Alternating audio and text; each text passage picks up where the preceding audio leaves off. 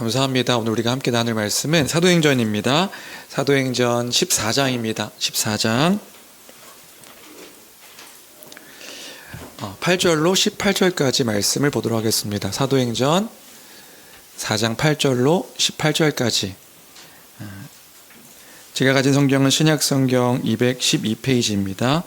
신약성경 210페이지 사도행전 14장 8절로 18절까지 다 찾으신 줄 알고 한 목소리로 함께 읽도록 하겠습니다. 함께 읽습니다. 시작. 루스드라에 발을 쓰지 못하는 한 사람이 앉아 있는데 나면서 걷지 못하게 되어 걸어본 적이 없는지라.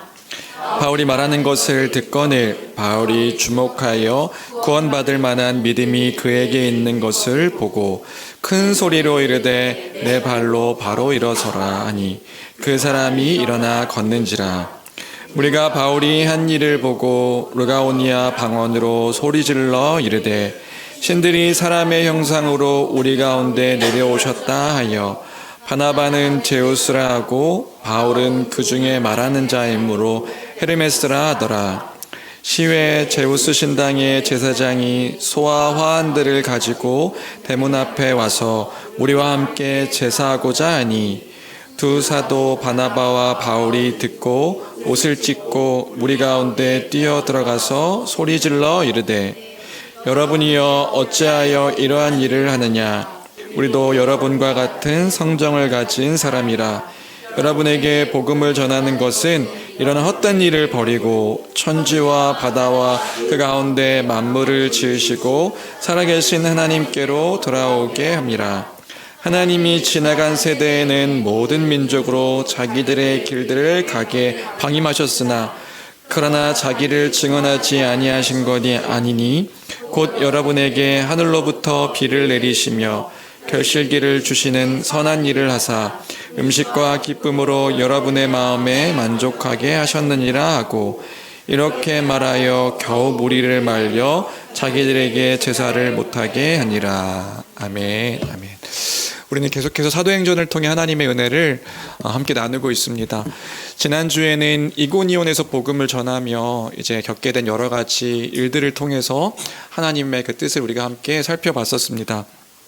유대인들의 종교적이고 정치적인 선동에 의해서 이제 막 복음을 듣고 믿었던 그 새 신자들, 새롭게 믿게 된 그 이방인들이 여러 가지로 이제 그 선동에 의해 흔들리는 모습을 우리가 살펴볼 수 있었습니다. 흔들리는 그때 바울과 바나바가 어떻게 했는가?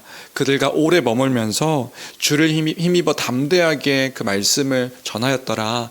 하나님의 그 복음을 그 오랫동안 머물면서 함께 전하며 그 흔들리는 신자들을 위로하고 또 신앙을 견고하게 했던 일들을 우리가 지난주에 함께 살펴보았습니다.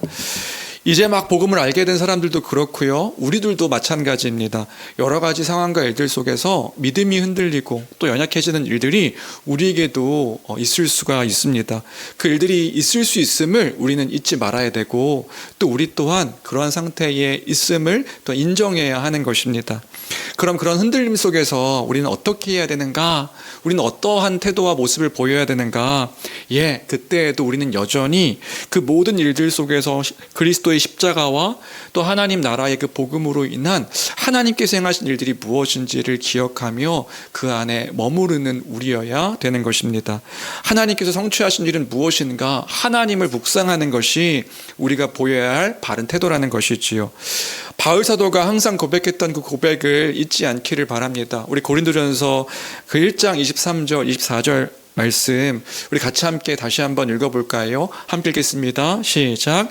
우리는 십자가에 못 박힌 그리스도를 전하니 유대인에게는 거리끼는 것이요 이방인에게는 미련한 것이로되 오직 부르심을 받은 자들에게는 유대인이나 헬라인이나 그리스도는 하나님의 능력이요 하나님의 지혜이니라. 또 하나 갈라디아서 말씀도 있는데요. 갈라디아 교회를 향하여서 바울 사도가 또 이렇게 고백하는 것을 볼 수 있었습니다. 6장 14절 같이 읽겠습니다. 시작. 그러나 내게는 우리 주 예수 그리스도의 십자가 외에 결코 자랑할 것이 없으니 그리스도로 말미암아 세상이 나를 대하여 십자가에 못 박히고 내가 내가 또한 세상을 대하여 그러하니라. 네, 우리가 자랑해야 될 것이 무엇입니까? 십자가. 예수 그리스도의 십자가를 자랑하는 삶, 그 십자가가 무엇인지 이제 아는 자들이 되었기 때문에 수많은 사람들이 그때에도 마찬가지고 십자가는 거리끼는 것이고 미친 짓이다라고 말하는 그 시대 속에서 우리는 그 십자가를 자랑한다 말할 수 있는 이유는 뭐냐면 하나님께서 예수 그리스도의 십자가를 통해서 성취하신 것이 무엇인지 아는 자들이 되었기 때문에, 네, 우리의 자랑은 십자가입니다. 하나님의 지혜와 능력이 거기에 다 있습니다. 고백할 수 있는 것. 그래서요, 그 안에서 우리의 정체성을 놓치지 않고 그 안에서 우리를 기억하는 성도가 되기를 주님의 이름으로 간절히 축원합니다. 그것이 곧 복음의 능력입니다. 그 말씀 가운데서 살아가는 삶을 통해 하나님이 어떤 분이신지를 기억하여 살아가는 것, 그것이 곧 복음의 능력입니다. 그리고요, 그 안에 머물며 서로 함께 또 머물러 주며 흔들리는 형제들을 지키고 섬기는 것이 우리가 보여야 될 태도인 것이에요. 내가 그 말씀 안에 거하고 또 흔들리는 성도들이 있을 때, 지체들이 있을 때 그 옆에서 함께 머무르며 그 복음으로 위로해 주는 것, 그것이 교회가 보여야 할 태도이다. 복음을 통해서 나도 살고 다른 지체들도 세워가는 교회, 그 교회가 우리 교회가 되어야 될 줄로 믿습니다. 이것이 우리가 지난주에 나눴던 내용이고요. 이어서 오늘 본문인데요. 오늘 본문도 좀 14장 전체를 좀 볼까 하다가 짧게 잡았습니다. 8절부터 18절까지. 이런 내용이죠. 그 이고니온에서 유대인들과 이방인들과 관리들이 돌을 들어서 죽이려고 하니까 이 바울과 바나바가 다른 지역으로 이동하게 됩니다. 그 이동한 지역이 어디냐? 루스드라라는 지역이었다. 오늘은 루스드라에서 있었던 일들을 보여주고 있는데요. 지도 혹시 가능할까요? 루스드라는 어디냐? 이고니온에서 남쪽으로 약 30km 정도 떨어진 지역에 있었던 작은 도시, 소규모 도시, 그래서 어떤 책에서는 마을이라고도 이렇게 표현하기도 하더라고요. 그런 작은 도시가 루스드라였습니다. 여기도 당시에 로마의 식민 지역이었고요. 평야지대여서 좀 이렇게 사람이 살기에 좋았던 지역인 것 같은데 그럼에도 불구하고 작은 소도시가 이 루스드라였습니다. 그래서 이고니온과 다르게 이 루스드라의 특징은 뭐냐면요, 규모가 작은 지역이었기 때문에 유대인들이 많이 거주한 지역이 아니었다. 이게 다른 지역과는 좀 특별한 특징이었습니다. 그래서 이 지역에는 유대인들이 많이 거주하지 않아서 회당이 없었던 것 같아요. 보통 유대인들 성인 남성이 10명 정도 모이면 유대인들은 회당을 이렇게 갖고 모여서 함께 그렇게 신앙을 지켜가는데 이 루스드라에는 그만큼 유대인들이 많지 않아서 회당이 없었던 지역으로 보입니다. 그래서 바울과 바나바 그 전도 여행의 특징을 보면 회당을 중심으로 선교 여행을 했잖아요. 복음을 전했잖아요. 그래서 회당에 있는 구약 성경을 알고 있는 유대인들과 경건한 이방인들에게 하나님 나라와 예수 그리스도를 전하면서 그 구약에 약속되었던 것들을 성취하신 예수 그리스도, 그 예수 그리스도가 부활하심으로 하나님께서 증거하셨다, 이런 이야기들을 이제 복음으로 전했는데 이 루스드라에서는 그 회당이 없었기 때문에 공공장소에서 많이 사람들이 모여있는 장소에서 이방인들을 중심으로 하나님 복음을 전했던 것을 볼 수 있습니다. 이런 당시의 상황을 이해하면서 우리 8절부터 10절까지 먼저 좀 보면 좋을 것 같은데요. 8절부터 10절까지를 함께 읽겠습니다. 함께 읽습니다. 시작. 루스드라에 발을 쓰지 못하는 한 사람이 앉아 있는데 나면서 걷지 못하게 되어 바울이 주목하여 구원받을 만한 믿음이 그에게 있는 것을 보고 큰 소리로 이르되 내 발로 바로 일어서라 하니. 루스드라의 어느 공공장소에서 복음을 전하는데 한 사람을 만나게 된 겁니다. 그 한 사람이 누구냐? 나면서부터 발에 장애를 갖고 있어서 제대로 걸어본 적이 없었던 장애를 갖고 있었던 사람을 만나게 되는 거죠. 그런데 그가 바울이 전하는 하나님 나라의 복음, 그 예수 그리스도의 그 십자가의 복음을 잘 귀담아 들었던 것 같아요. 귀 기울이고 구원을 갈망하는 가난한 심령의 모습을 보이게 된 것이지요. 왜 그랬을까 생각해보면 아마도 2000년 전에 장애를 가졌다고 한다는 건 지금이랑은 그 분위기가 완전히 달랐을 것이거든요. 유대인들도 마찬가지고 이방인들도 마찬가지고 이 장애를 가졌다는 건요, 그 당시 사회적으로나 종교적으로나 이렇게 사람으로서 인정을 받지 못했던 시기가 2000년 전의 문화였기 때문에, 그래서 아무런 희망도 없고 살아가야 될 이유도 없었던 그 사람이 바울이 전한 하나님 나라의 복음과 예수 그리스도의 그 십자가로 말미암은 그 영원한 소망의 메시지가 기쁜 소식이 되었을 것이기 때문에, 이 장애를 가지고 있는 나라고 할지라도 하나님께서 구원하기를 원하신다, 하나님의 나라가 이 땅 가운데 그들에게도 임했다 라고 이렇게 선포되어지니 아마 이 장애를 가지고 있었던 사람도 그 복음을 들으며 기뻐할 수 있었던 것 같습니다. 이방인이지만 바울이 전한 그 소식에 기뻐할 수 있었기에 구원받을 만한 믿음이 그에게 있었던 것을 보게 된 것이지요. 그러니까 복음에 귀 기울이는 그 안진뱅이를 향해서 바울이 큰 소리로 외치는 거예요. 뭐라 외쳤냐면 내 발로 바로 일어서라, 이렇게 명령한 겁니다. 내 발로 바로 일어서라. 그러니까 어떻게 됐대요? 그 사람이 일어나 걷게 되었다. 이게 우리가 읽은 10절까지의 내용입니다. 아, 이런 내용이구나. 내용을 이해할 때에 그러면 우리가 먼저 여기까지 해서 사도행전의 기록자인 누가는 지금 이 표적, 이 기적을 기록하고 있다고요. 그럼 이 기록을 기록한 이유는 무엇인가? 이 기적을 기록한 이유는 무엇인가 하는 것입니다. 왜요? 지난주를 생각해 보면 이고니온에서도 표적과 기사가 많이 일어났다는 것을 이야기해 주고 있었어요. 그런데 그때는 구체적으로 무슨 일이 일어났는지 이제 설명해 주지 않았단 말입니다. 그런데 루스드라에서 있었던 일을 구체적인 표적으로 이야기하고 있는 것을 이제 우리가 보게 될 때에, 또 이상한 것은 뭐냐면요, 이 놀라운 기적을 말해놓고서 이 사도행전의 저자 누가는 그 다음에 이 사람에 대한 특별한 언급은 없습니다. 이 사람이 어떻게 이 고침을 받은 다음에 무슨 행동을 보였는지, 이 사람은 구원을 받은 것인지 별다른 이야기가 없는 것을 보았을 때, 그러면 이 누가복음의 저자, 이 사도행전의 저자 이 누가는 이 표적을 구체적으로 왜 기록했을까? 우리가 질문이 생길 수도 있는 것이지요. 왜 기록했을까? 기록한 이유는 무엇일까? 이거 믿으면 이런 일들이 일어난다, 이거 지금 얘기하는 게 아니라는 거 계속 반복해서 이야기하니까 그건 아시겠죠? 그러면 이걸 기록한 이유가 있는 것이라고요. 사실 우리가 사도행전을 조금만 알 수 있다면, 기억할 수 있다면, 설교 들었던 것들을 조금만 기억할 수 있다면 우리 이것을 보자마자 알 수 있습니다. 뭐냐면 사도행전에 오늘 이 사건과 동일한 사건이 또 하나 기록되어져 있었다는 것, 혹시 여러분들 기억하실까요? 동일한 사건, 동일한 표적이 사도행전에 기록되어 있습니다. 어디예요? 사도행전? 오, 감사합니다. 3장, 주보에 적혀 있나요? 3장에 기록되어져 있다고요. 3장에 어떤 내용이요? 성전 미문에 앉아있는 그 안진뱅이, 구걸하던 안진뱅이를 베드로 사도가 일으켜서 고치는 사건. 우리 사도행전 3장 2절 말씀 같이 읽어볼까요? 3장 2절 같이 읽겠습니다. 시작. 나면서 먹게 된 사람들에게 구걸하기 위하여 날마다, 그 사람을 이 베드로 사도가, 예루살렘의 그 베드로 사도가 고치는 기적들이 3장에 기록되어 있단 말이에요. 3장 6절 베드로가 이르되 은과 금은 내게 없거니와 내게 있는 것을 내게 주노니 곧 나사렛 예수의 이름으로 네가 일어나 걸으라 하니까 어떻게 됐다고요? 그가 걷게 되었다고요. 그럼 그때 베드로가 그를 일으킨 그 기적의 의미가 무엇이었죠? 그 의미는 뭐냐면 평생 장애를 갖고 성전 미문에 앉아가지고 하나님 백성으로 취급도 받지 못했던 그 안진뱅이가 그 베드로의 복음의 선포와 또 그 병고침을 통하여서 하나님의 약속과 그 복음의 성취가 그에게도 이루어졌다.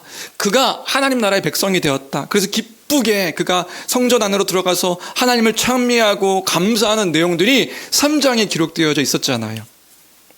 그것이 그 안진뱅이를 일으킨 기적의 핵심이었습니다.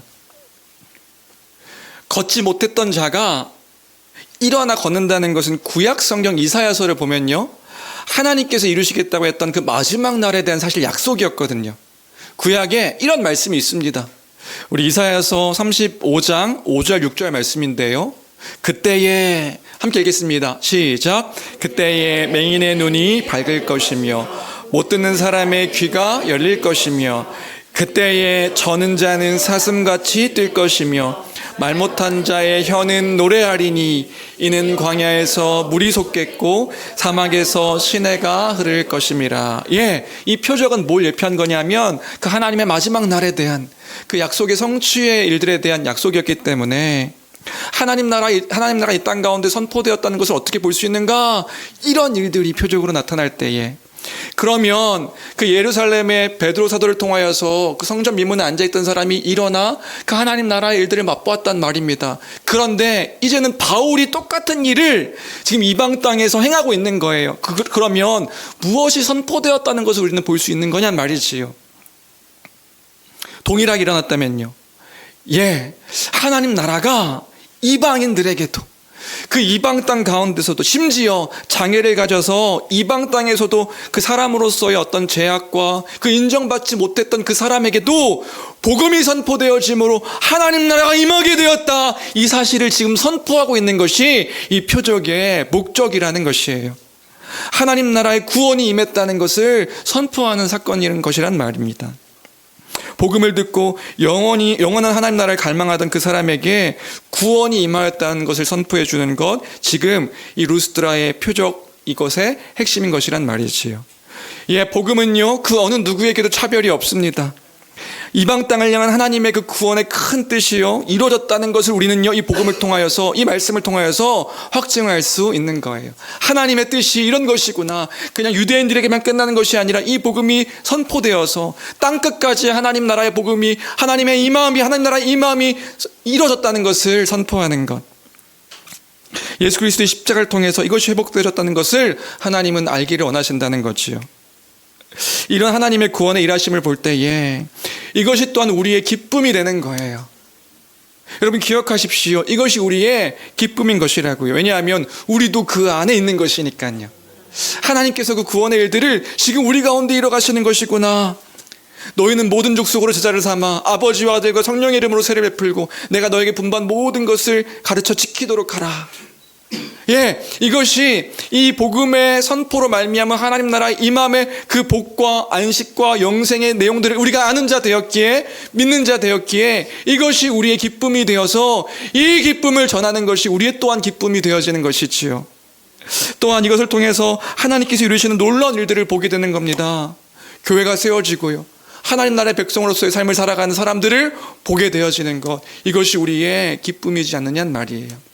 주 안의 사랑하는 성도 여러분, 오늘 이 첫 번째 문단을 통하여서 우리가 이 아침에 기억하기를 원하는 첫 번째 것이 있습니다. 그 뭐냐면요, 이것이 진정으로 나의 기쁨과 감사의 이유가 맞는가, 다시금 돌아보는 이 아침이 되었으면 좋겠습니다.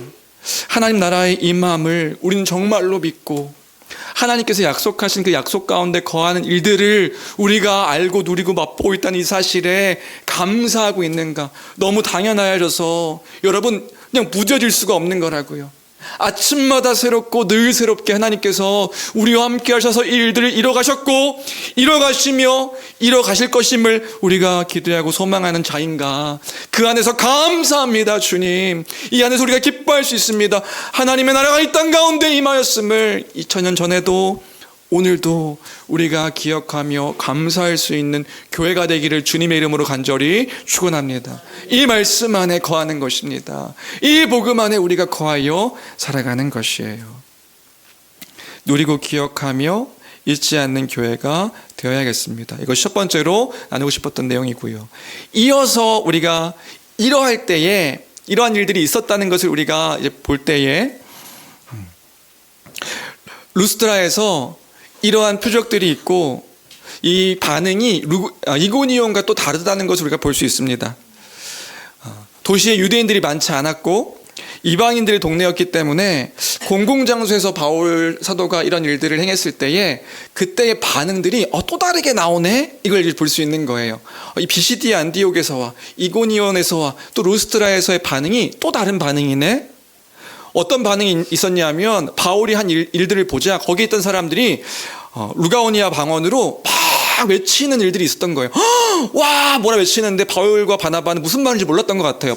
이상한 방언이어서 그 동네의 방언이어서 뭐라고 말하는데 그 말하는 걸 몰랐던 것 같아요. 뭐라고 말했는가? 11절 12절입니다.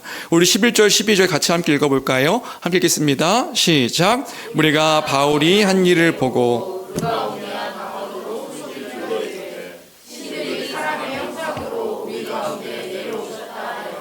바나바는 제우스라 하고 바울은 그 중에 말하는 자이므로 헤르메스라 하더라. 예. 이것이 무슨 말인가? 이 무슨 말인지 이해하려면 그때 배경을 살짝 이해할 필요가 있습니다. 루스드라는 작은 도시고요, 작은 동네고요. 그 동네 사람들은요, 그리스 로마 신화를 따르는 사람들이었어요. 그래서 제우스 신당도 있고요, 신전의 그 신들을 섬기던 사람들이 이 루스드라의 사람들이었습니다. 그런데 이 무렵에 그리스 로마 신화를 따르는 사람들에게 흘러내려오는 전설이 하나 있었던 거예요. 전승인데요. 루스드라에만 있었던 게 아니라 그 그리스 로마 신화를 따르는 그 도시들마다 이런 전승이 있었습니다. 그래서 이 전승에 대한 내용이 BC 8년도 오비디우스라는 시인이 쓴 신화집에 이렇게 기록되어져 있는데 어떤 내용이 기록되어져 있냐면 그런 전승이 있었다는 거예요. 제우스와 헤르메스가 인간의 모습으로 이 땅 가운데 내려왔다는 거죠. 내려와서 사람들에게 자신들을 대접하라고 섬기라고 이렇게 요청했는데 수많은 사람들이 다 그 제우스와 헤르메스를 거부했던 거예요.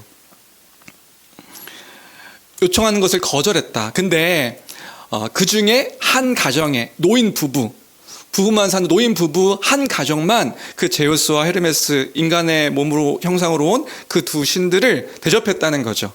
대접해서 어떻게 됐는가? 두 부부는 신들의 축복을 받아서 성전에 거하여 살게 되었고 그 두 신들을 거절한 사람들은 심판을 받아 멸망하게 되었다. 이런 전승이 그 그리스 로마 신화를 따르는 사람들에게 이렇게 흘러내려왔던 겁니다. 그런데 그 전설을 믿고 있던 그 루스드라의 사람들이 바울과 바나바가 뭔가 기적을 일으키는 것을 봤네요. 보니까 어떻게 돼요? 와, 그 신들이 사람의 형상으로 우리에게 다가왔다라고 하니까 우리 그럼 어떤 마음을 가졌을까요? 우리가 그 신들을 섬겨야 된다. 섬기면 어떻게 되는데요? 복을 받고 안 섬기면 벌을 받는 거다. 이런 생각을 했던 거죠. 여기서 본문을 좀 더 이해하기 위해서 저도 잘 다 알지는 못하지만 이번에 다시금 좀 이렇게 생각하면서 그리스 로마 그 신화를 잠깐 이해하면 좋겠다는 생각이 드는데요.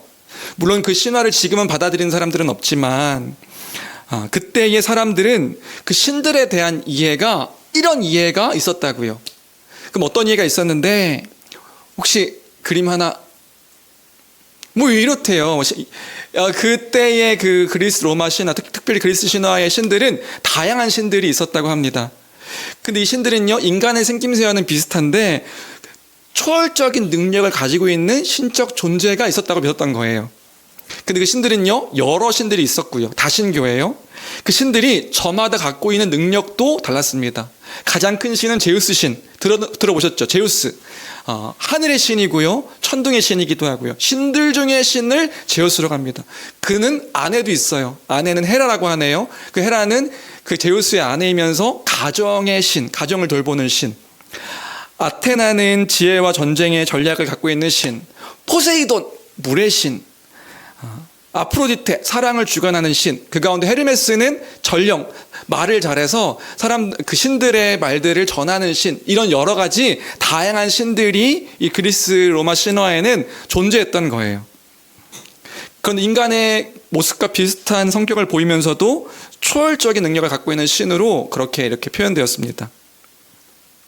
근데 이 신들은 좀 재밌어요. 왜 재밌냐면 인간과 매우 닮아 있어서 신들끼리 질투도 하고 분노도 하고 싸움도 하고요. 성적인 문란함도 일으키기도 하고요. 속이고 복수하고 하는 것들이 이제 신들 사이에도 있는 거예요. 우리랑 똑같이 초월적인 능력만 갖고 있는 거죠. 그런데 사람들은 어떤 생각을 하냐면 이 천상의 세계와 이 신들의 세계와 인간의 세계가 연결되어 있다고 믿는 거예요. 그래서 신들이 자주 인간의 모습으로 이 땅 가운데 내려와서 인간 세계에 개입하기도 하고, 이거 뭐 어디서 많이 본 만화 같기도 하고 또 영화 같기도 하고, 그런 신들이 인간 가운데 개입해서요, 인간하고 사랑하기도 하고요, 인간과 싸우기도 하고요, 다투기도 합니다. 그리고 가장 재밌는 생각은 뭐냐면요, 인간의 그 운명에 이 신들이 영향을 미치는데 신들의 기분이나 결정에 따라서 인간의 운명이 좌우된다고 생각하는 거예요. 그러니까 인간은 신들을 노엽게 하면 안 됩니다. 노엽게 하면 어떻게 되는데요? 그 신들이 그 사람들을 벌하니까요. 고통을 주기도 하고 괴롭게 하기도 하고 이렇게 한다고 생각했어요. 그래서 인간은요, 신들을 기쁘게 하기 위해서 신들을 위해 제사를 지내고요, 제물을 바치는 그런 거래를 하는 거예요. 노엽게 하면, 이 신들을 노엽게 하면 우리가 고통스럽고 괴롭게 되는 일들이 있으니 신의 그 어떤 그 기분을 잘 맞춰주기 위해서 제사를 지내는 일들을 이제 하는 거죠. 이런 이야기를 들었을 때 여러분, 좀 전에도 이야기했지만 뭔가 이거 뭐 우리가 뭔가 비슷한데? 이런 생각 들지 않으시나요? 뭐 드라마에서도 좀, 제가 근래 봤던 드라마에서도 이런 것들이 좀 보여주시는 것 같기도 하고요. 우리나라의 무속신앙과 참 비슷하다. 결이 좀 이게 같은 것들이 있구나 하는 생각을 하게 됩니다. 우리나라에도 그런 거 아시죠? 천신, 산신, 용왕신, 조상신, 신들이 막 있잖아요. 그 신들, 어때요?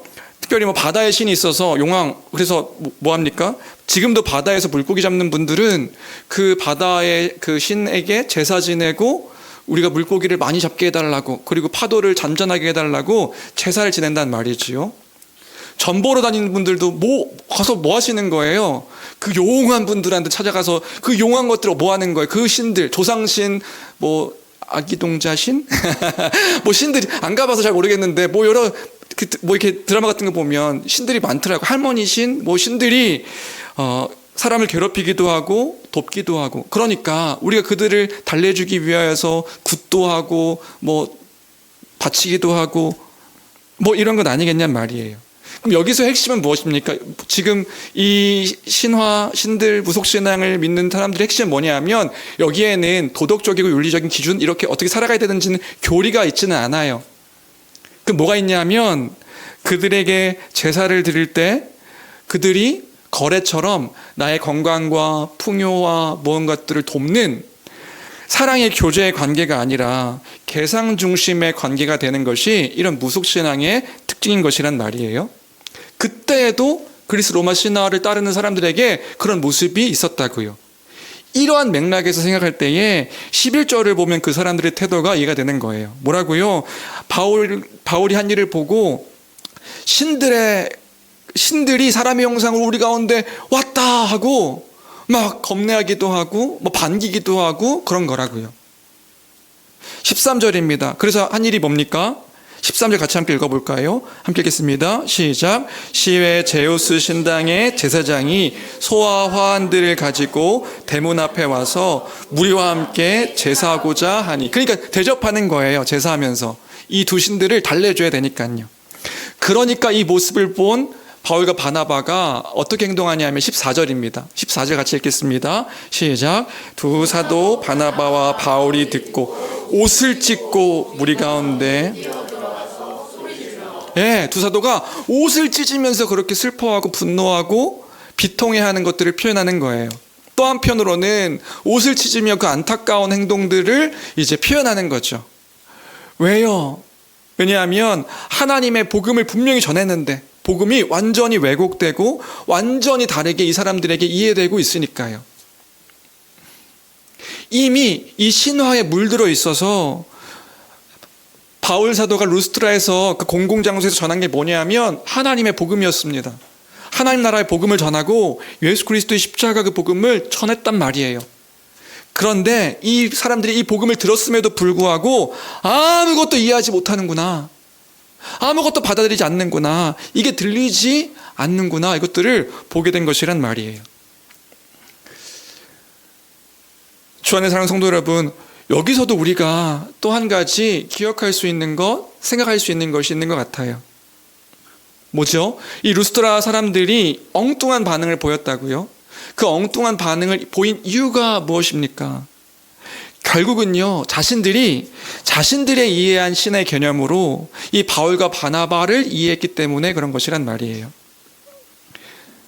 결국에는 바울이 전한 그 메시지 자체에 관심이 있기보다는 자신들이 이미 갖고 있는 생각, 이미 갖고 있는 신념, 이미 갖고 있는 어떤 그 가치들 속에서 지금 일어난 현상들을 이해하려고 하니까 복음이 들리지도 않고 복음이 바르게 이해되지도 않는 이런 일들이 벌어지게 된 것이란 말이에요.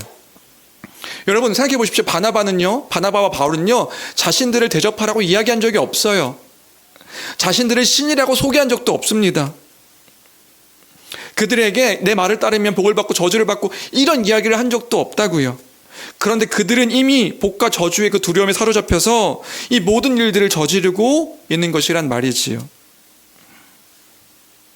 이런 것을 생각할 때에 저는요, 이 시대의 그 우리 또 교회 성도들을 고민하게 되는 겁니다. 우리는 어떠한가? 우리의 신앙의 모습과 상태는 어떠한가? 우리가 이미 갖고 있는 생각, 나의 신념, 나의 이해, 이미 우리가 갖고 있는 것들이 있다고요. 이런 것 안에서, 이 뿌리 박힌 그런 생각과 신념 안에서 복음을 해석하고 복음을 이해하고 있지는 않은가? 여러분 다시금 생각해 보아야 되는 것이란 말이에요. 내가 갖고 있는 이미 물들어 버린 우리의 사고 속에서 성경을 그 안에서 해석하고 그 안에서 이해하고 그 안에서 바라보며 내가 가진 것이 지금 믿음이야 라고 생각하는 것은 없는지, 다시요, 우리는 성경을 기준으로 성경을 따라 말씀을 이해하고 말씀을 생각하고 나의 삶을 돌아보고 나의 기준을 삼아가야 되는 것이란 말이에요. 그것이 믿는 믿음의 바른 태도와 모습이죠. 그런데 이미 가지고 있는 생각과 가치와 신념과 모습으로 나의 삶의 패턴으로 성경을 바라보는 거예요. 그러니까요, 성경을 아무리 읽어도 그 읽는 가운데서 하나님의 뜻이 무엇인지를 우리가 온전히 알 수가 없게 되는 거죠. 그러니까 엉뚱한 행동들을 하는 거예요. 엉뚱한 행동을 하면서도 나는 하나님의 복음을 믿고 있어, 알고 있어, 그렇게 생각하는 우리의 모습은 없는지. 한국 교회 안에 사실은 이런 문화와 모습들이 너무나도 많이 있음을 보게 되는 것이란 말이에요. 예를 들어서 이런 건 어떨까요? 우리 교회는 이런 경우가 이제 거의 없지만 많은 사람들이 여전히 이러한 믿음과 신앙으로 살아가고 있습니다. 천국에 대한 이해죠. 천국 어떻게 이해하고 있어요? 천국을요, 죽어서 가는 곳 이렇게 이해하는 거예요. 죽을 때 우리가 가게 되는 곳, 예수 그리스도를 믿으면 우리가 죽으면 천국까지. 우리가 이런 이해를 여전히 갖고 있으니까 성경에서 말하고 있는 것들이 보이지가 않는 거예요. 예수님께서 그래서 복음 얘기 할 때 맨날 그런 얘기 하죠. 우리가 믿는 예수님께서 뭐라고 말씀하셨는데, 예수님 믿으세요? 우리가 믿는 예수님께서 뭐라고 말씀하셨는데요? 회개하라, 천국이 가까이 왔느니라, 이렇게 말씀하셨다고요. 때가 찼고 하나님의 나라가 가까이 왔으니 회개하고 지금 이 복음, 하나님 나라가 임했다고 하는 이 기쁜 소식을 믿어라 라고 말씀하는데 10번 성경을 읽고 100번 성경을 읽었음에도 불구하고 사람들이 여전히 갖고 있는 믿음의 그 내용은 뭐냐면요, 예수 믿으면 죽어서 천국 가는 거야, 이렇게 생각한다고요. 이런 이해가 이 현대 한국 교회 가운데 있으니까요. 예수 믿는 것은 죽어서 천국 가는 것으로 정도로만 이해하니까요. 이 땅에서의 삶은 어떤 건데요? 예수 그리스도를 왜 믿는데요? 악한 짓을 해도 여전히 구원받는다고 생각하는 거예요. 나의 삶의 태도와 이런 것들은 구원과는 전혀 상관없지. 내가 선을 행해야 되는 이유는 뭐냐면, 그래야 내가 이 땅 가운데서 하나님께 복 받으니까. 내가 만약에 하나님 말씀대로 살지 않으면 이 땅 가운데서 벌 받으니까. 이 두렵고 또 더 복을 누리기 위해서, 이 땅 가운데 좀 더 잘 살기 위해서 하나님 내가 말씀을 따라 살아가는 거지, 이런 이해가 있는 거라고요. 그러니까 내가 좀 죄를 지어도 내가 좀 복을 덜 받으면 되지, 이렇게 살아도 난 괜찮아, 난 그렇게 큰 벌을 받지 않아. 왜요? 하나님의 귀한 자녀니까. 이런 생각을 하고 있는 것이 우리의 얄팍한 신앙의 모습이 아니냔 말입니다. 순간순간 하나님의 구원의 일들을 기억하지도 않고요, 사는데도요 불편함이 없어요. 왜냐하면 우리의 생각 속에 하나님은 그냥 교회 안에서만 믿는 신앙의 내용들을 이해하니까요. 교회 밖으로 나가면요 개인주의적으로 살아요. 그냥 개인이 원하고 이기적으로 살아요. 정치적으로나 경제적으로나 문화적으로나 가정으로 돌아가서도요, 아무런 삶의 열매 가운데 하나님이 영광을 드러낸다는 삶이 보이지 않는 것이 우리의 모습과 태도가 아니란 말이에요. 여러분, 그게 아니라고요. 그게 아니란 말입니다. 지금 이런 모습을 보이는 게 무엇이 문제인가요? 내 마음대로 신앙생활을 하니까요. 명백한 하나님의 뜻이 있음에도 불구하고 그 뜻이 기준이 되는 것이 아니라 내가 가지고 있는 신앙의 어떤 그 연도들, 그 나의 삶의 패턴들, 신앙의 패턴들이 여전히 나의 신념 속에 있어서 하나님 말씀을 아무리 듣고 아무리 읽고 해도 그것이 우리의 기준이 되지 않는 것, 그런 태도를 우리가 보이는 것이란 말입니다. 근데 그게 아니라고요. 기독교의 신앙은 그게 아니란 말입니다. 성경의 핵심적인 내용, 그 교리를 바르게 알고 바르게 이해함이 우리에게 중요한 것이다. 그럴 때에 우리는요, 내 고집, 내 아집, 내 신념 이런 것들을 내려놓을 수 있게 되는 거예요. 내가 바르게 알고 바르게 믿고 있는가? 내 믿음이 정말 복음을 믿는 삶이 맞는가? 복음을 믿지 않으니까 자꾸만 교회에 있는 성도들이 다른 이야기를 하는 겁니다. 다른 이야기를 해요. 내가 복음을 알기는 아는데, 믿기는 믿는데, 그런데 현실은 그렇지 않습니다. 복음을 알기를 알아요. 내가 믿습니다. 그런데 우리가 사는 현실은 그렇지 않습니다. 뭐가 현실이 우리가 그렇지 않은 거죠? 복음이 우리의 현실이라고요. 하나님께서 우리에게 말씀하시고 약속하신 것을 따라 주의 영광을 살아가며 그 영광 가운데서 그 하나님의 아름다우심을 드러내며 나타내는 것이, 그것이 우리의 현실이라고요. 제멋대로 막 살아가는 것이 우리의 현실이 아닌 것이란 말입니다. 복음을 바르게 몰라서 그런 말 하는 거 아닙니까? 복음을 안 믿으니까 그렇게 우리가 얘기하는 것 아닙니까? 하나님의 주인 되심을 거부한 채 여전히 제멋대로 살려고 하는 마음이 가득하니까 우리가 제멋대로 그 말씀을 알고 있음에도 불구하고 우리에게 그렇게 살아가는 것 아니냐는 말이에요. 다시요, 여러분 오해하지 마십시오. 세상의 그 어떤 것도, 세상에서 우리가 하는 모든 것들이 중요하지 않다고 이야기하는 것이 아닙니다. 수요 금요 성경 강좌 때도 말씀드렸죠. 우리에게 돈도 중요합니다. 우리에게 건강도 중요합니다. 다 중요해요. 그런데 그게 왜 중요하냔 말이에요. 중요하죠. 근데 왜 중요한데요? 그게요, 하나님께로부터 우리에게 온 것이기 때문에 중요한 것이라고요. 하나님께서 주신 것이고, 하나님께서 우리에게 맡기신 것이고, 하나님을 위해 바르게 사용하도록 우리에게 허락하신 것이기 때문에 그 모든 것들이 우리에게 중요한 것이라고요. 귀하게 사용해야 합니다.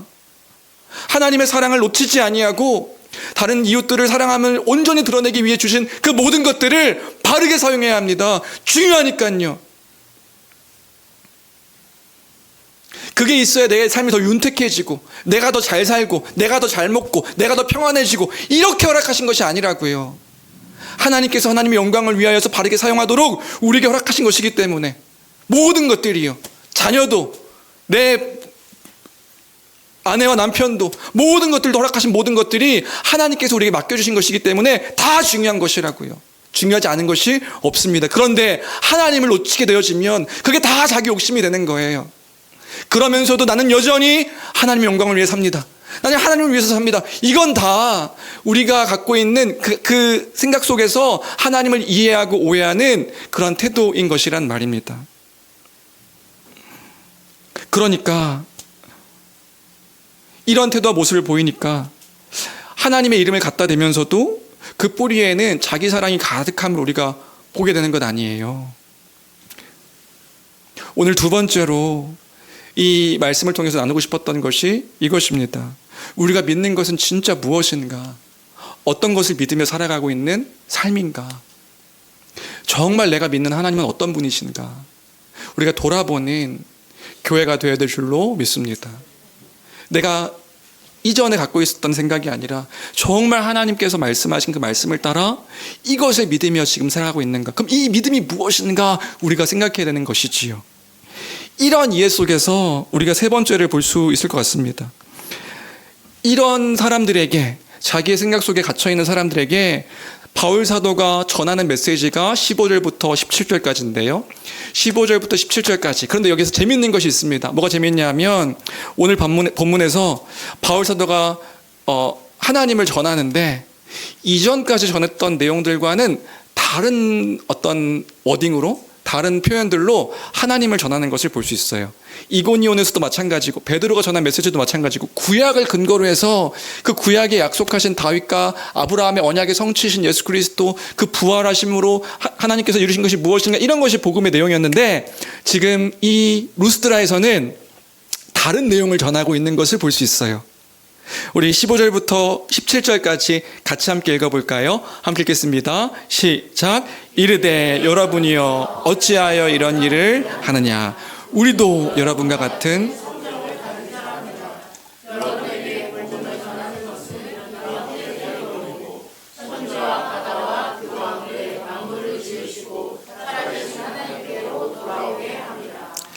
하나님이 지나간 세대에는 모든 민족으로 자기들의 길을 가게 방임하셨으나 그러나 자기를 증언하지 아니한 것이 아니니 곧 여러분에게 하늘로부터 비를 내리시며 결실기를 주시는 선한 일을 하사 기쁨으로 여러분의 마음에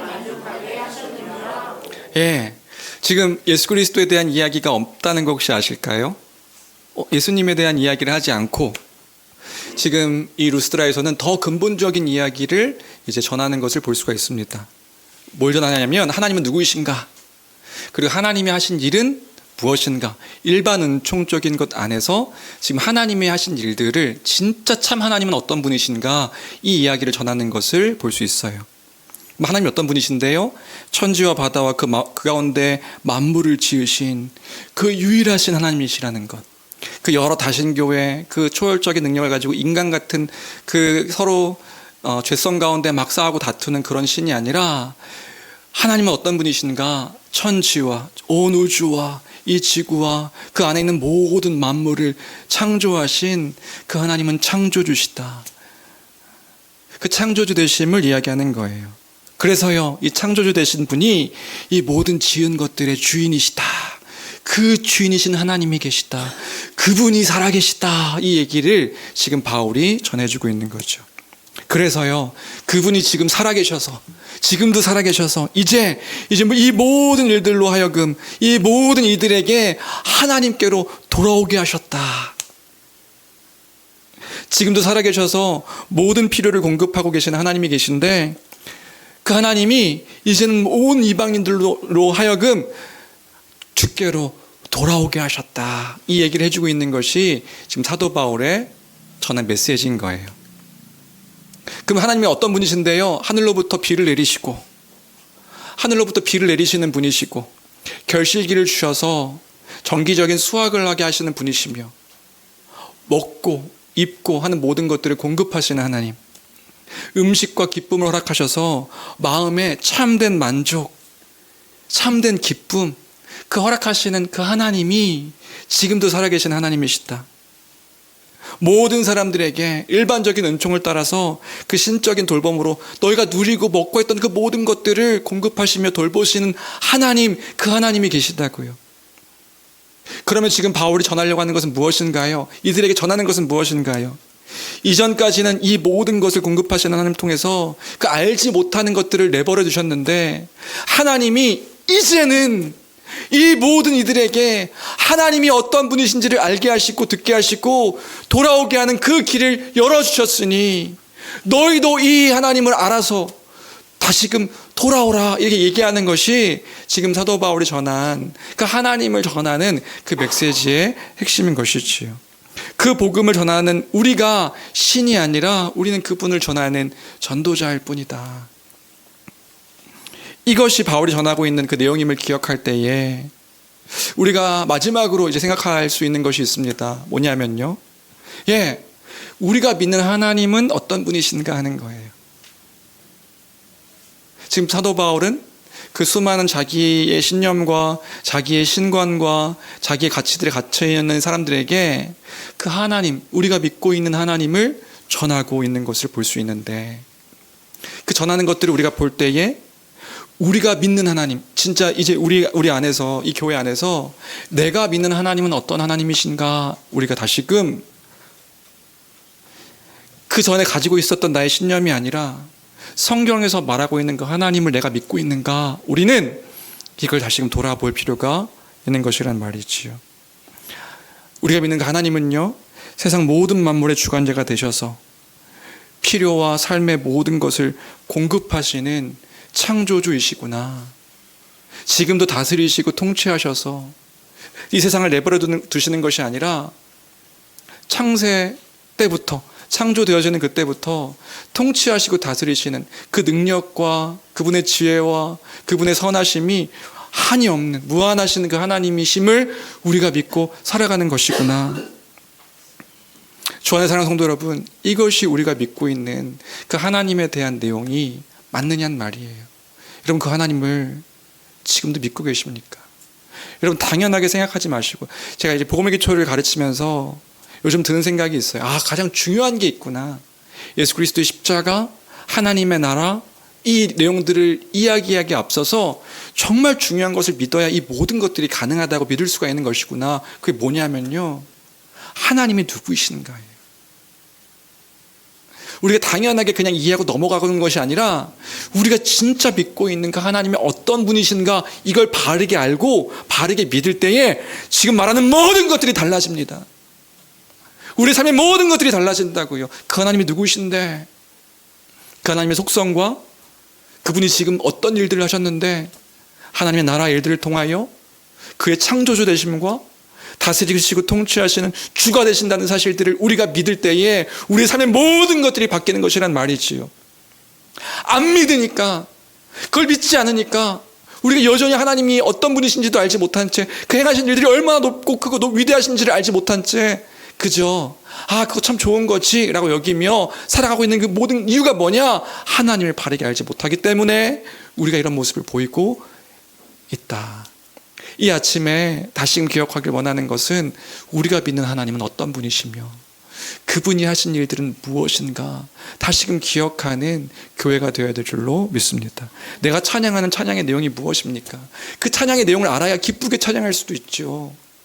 위대하신 하나님, 그 위대하신 하나님이심을 알아야 우리가 믿음으로 기쁘게 고백할 수 있지요. 나의 삶의 모든 필요와 그 기쁨을 공급하시는 하나님, 왜요? 그분이 모든 것의 근원 되시고 무한하신 분이시기 때문에 그에게 영원한 기쁨과 영원한 즐거움과 영원한 사랑이 있습니다. 그러니까 주님을 찾아야 살 수 있음을 우리가 믿을 때에 그 주님을 찾고 살아갈 수 있는 것이지요.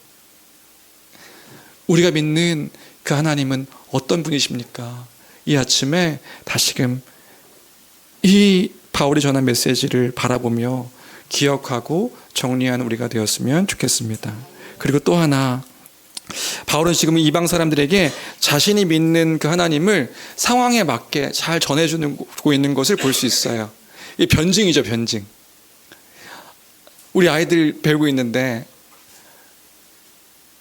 내가 믿는 것들이 무엇인지를 잘 정리하여서 정말 그 필요한 사람들에게, 어떤 이들에게는 그리스도의 십자가를 전할 수 있는 사람들에게는 십자가를 전해야 되는 것이고요, 십자가를 알지 못하는 사람들에게는 신이 어떤 분이신지, 우리가 믿는 하나님은 어떤 분이신지를 전해야 되는 것이고요.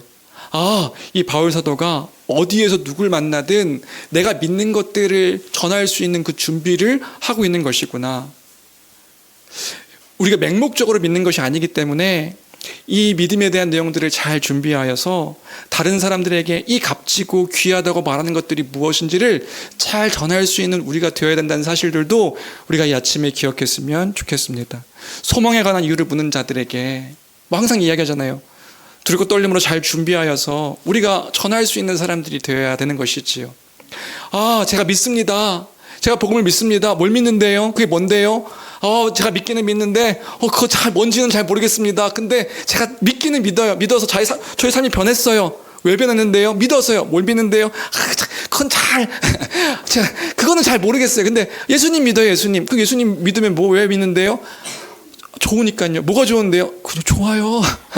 이게 이런 얄팍한 그 내용의 복음의 내용이라고 한다면 그 사람들이 그걸 진짜 귀하다고 여기면서 받아들일 수 있겠느냐 말이지요. 내 기쁨의 내용은 이것인데 하나님이 나에게 행하신 일들이 이 크고 높고 예수 그리스도의 십자가로 말미암아 이루신 일들이 결코 작지 않기에, 이 일들 왜 하셨는데 하나님이 세상을 창조하셔서 하나님 나라를 시작하셨고 그 시작하심 속에 그 복과 안식과 영생의 일들을 우리에게 다 회복시키시려고, 이제는 이전까지는 우리가 이 일들을 듣지도 못했던 그런 사람들이었는데 이제는 오늘 사도 바울과 같은 거잖아요. 하나님께서 그 길을 열어주셔서 하나님께로 이 모든 것들을 돌아오게 하시는 길들을 우리에게 허락해 주셨으니 우리가 감사함으로 기쁨으로 그 하나님 나라의 복을 누리며 살아갈 수 있는 것입니다 라고 내가 믿는 것들을 담대하게 이야기할 수 있는 우리가 되어야 되는 것이란 말이에요. 그것이 복음을 전하는 자의 바른 태도임을 기억해야겠습니다. 내가 믿는 하나님은 어떤 분이신가? 내가 신뢰하는 하나님은 어떤 분이신가? 내가 의지한다고 말하는 하나님은 어떤 분이신가? 담대하게 말할 수 있는 것은 무엇인가? 그냥 내가 인격적으로 만난 그 하나님 말고요, 성경에서 말하고 있는, 명백하게 보여주고 나타내어 주시는 그 하나님은 어떤 분이신가? 이 사실을 믿고 있는 내가 무엇을 소망하며 살아가는 자인가? 주 안의 사랑하는 성도 여러분, 이 사실을 잘 준비하여서 그 믿음의 내용들을 잘 전하는 교회가 되기를 주님의 이름으로 간절히 축원합니다.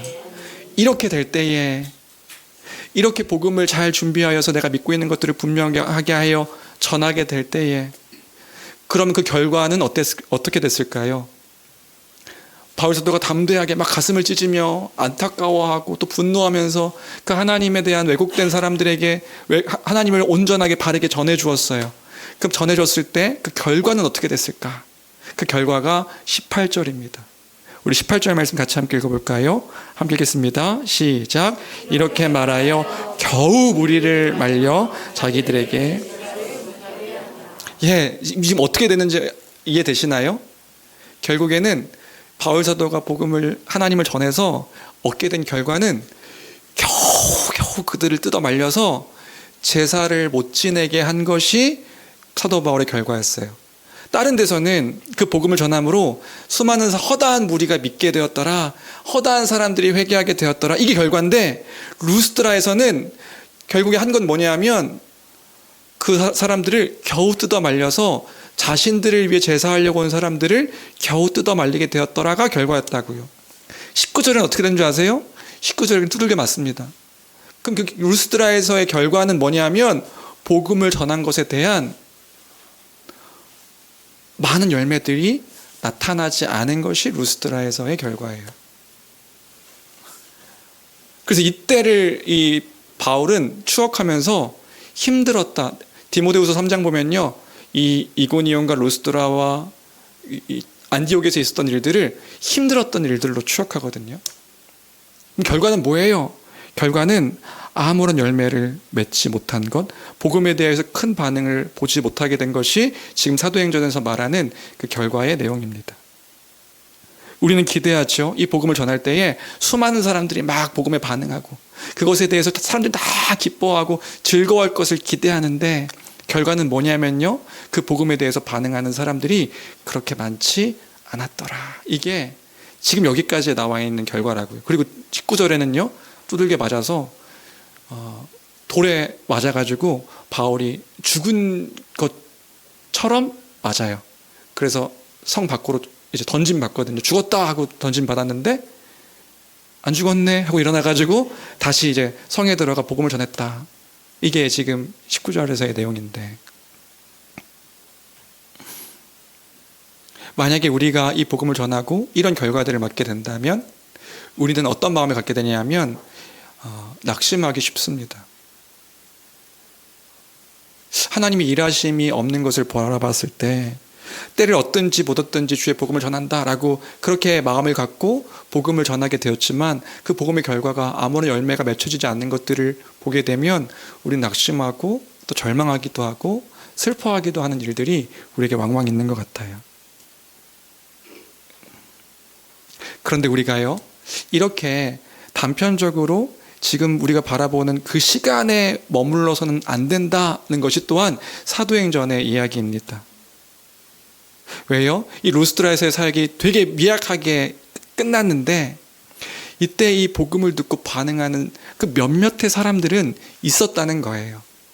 그 가운데 한 사람이 누구냐면, 여러분, 그 루스드라에서의 사역 가운데 적은 열매였지만 그 적은 열매로 맺혀진 사람 가운데 한 사람이 누구냐면 바로 바울의 평생 동역자인 디모데가 이 루스드라 사람이에요.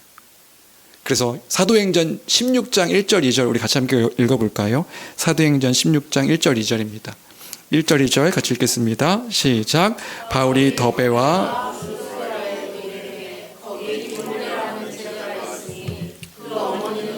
유대 여자요, 아버지는 헬라인이라. 디보네는 루스드라와 그래서 이 디모데가 세워져서 디모데 바울이 순교당하기까지 함께 복음의 동역자로, 믿음의 자녀로 이렇게 주의 일들을 감당하는 그런 목회자로 세워지는 일들이 있게 되어지는 거죠. 뭘 말씀드리고 싶었냐면, 하나님의 일하심은 멈춘 것처럼 보이고 아무 열매 없는 것처럼, 지금 당장 보기에는 아무 열매 없는 것처럼 보이는 그런 때라 하더라도 하나님은 여전히 그 일들을 통해서 일하고 계셔서 하나님의 구원 역사를 이뤄가신다는 사실을 우리가 잊지 않고 놓지 말아야 된다는 것입니다. 주 안에 사랑하는 성도 여러분, 하나님을 바라봐야 되는 것이에요. 우리가 지금 처해져 있는 그 현실에 눈앞에 있는 일들, 아무것도 변하지 않고 아무것도 이루어지지 않는 것처럼 보이는 그 시간 가운데서도 하나님은 여전히 구원 역사를 이뤄가셔서 그 또 한 사람의 인생 여정 가운데 하나님의 복음의 일들을 이뤄가심을 우리가 신뢰하며 하나님의 그 복음을 전하는 일들을 감당해야 되는 것이란 말이지요. 말씀을 정리합니다. 그 믿음으로 살아가는 거예요. 그 믿음 가운데 거하여 살아가는 것입니다. 하나님을 신뢰하며 살아가는 것, 이것이 신자의 바른 태도와 모습임을 기억할 때에 마지막 날 그 약속하신 그 하나님 나라, 그것이 구약에서 약속하신 그 마지막 날의 일들이 우리에게 지금 이루어져서 그 성취 가운데 거하고 있다는 사실을 놓지 않는 교회가 되어야 될 줄로 믿습니다. 우리가 그 이미 시작한 하나님 나라 가운데 거하며 살아가고 있습니다. 하나님의 백성 되게 하셨습니다. 그 은혜 가운데 있게 하셨습니다. 그걸 놓치지 않게 하려고 교회를 허락하셔서 서로가 그 복음 가운데 그 은혜를 누리며, 때로는 흔들릴 때에 그 교회 가운데 있게 하심으로 그 복음을 잊지 않고 살도록 목사도 허락하시고 지체들도 허락하시고, 그래서 이 복음을 따라 살도록 허락해 주셨습니다. 놀라운 일들이, 주님 다시 오시면 완성되어질 그 나라를 소망하며 함께 살게 하셨습니다. 이 사실을 기뻐하는 교회가 되어야 될 줄로 믿습니다. 내 신념과 내 생각이 아닌 거예요. 하나님의 뜻 가운데, 명백한 하나님의 뜻 가운데 내가 무엇을 따르는 이인지 기억해야겠습니다. 내가 믿는 하나님은 어떤 분이십니까? 내가 믿는 하나님은 어떤 분이십니까? 그냥 내가 갖고 있는 막연한 기대 속에서 TV에서 본 신에 대한 이해 말고요, 드라마에서 알게 된 그 신에 대한 이해 말고요, 성경에서 명백하게 보여주고 있는 하나님은 어떤 분이십니까? 그 하나님을 신뢰함으로 하나님의 일하심을 바라보는 교회가 되기를 주님의 이름으로 간절히 축원합니다. 우리가 이 사실을 기억하며 함께 찬양했으면 좋겠는데요.